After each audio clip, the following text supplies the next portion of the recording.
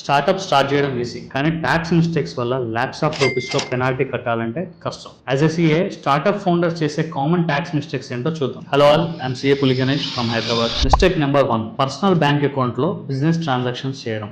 Business income, expenditure అన్ని personal account లో run చేయడం అనేది పెద్ద మిస్టేక్. రిజల్ట్, అకౌంట్స్ మెయింటైన్ చేయడం కష్టం అవుతుంది అండ్ ట్యాక్స్ స్క్రూటినీ వచ్చినప్పుడు కూడా చాలా ప్రాబ్లం అవుతుంది. సో దీనికి సొల్యూషన్ ఏంటంటే separate business bank account maintain చేయండి. బిజినెస్ ట్రాన్సాక్షన్స్ అన్ని ఆ బ్యాంక్ అకౌంట్ లోనే చేయండి. మిస్టేక్ నెంబర్ 2, జిఎస్టీ రిజిస్ట్రేషన్ అవసరం ఉన్నా కూడా తీసుకోకపోవడం అండ్ డిలే చేయడం. టర్న్ ఓవర్ లిమిట్ క్రాస్ అయినా కూడా జిఎస్టీ తీసుకోకపోవడం అనేది చాలా కామన్ మిస్టేక్. రిజల్ట్ ఏంటంటే penalties and GST liability tax date నుండి క్యాలిక్యులేట్ అవ్వచ్చు.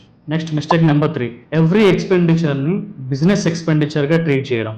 Personal travel, shopping, family expenses ని కంపెనీ ఎక్స్పెన్సెస్ గా బుక్ చేయడం అనేది పెద్ద మిస్టేక్.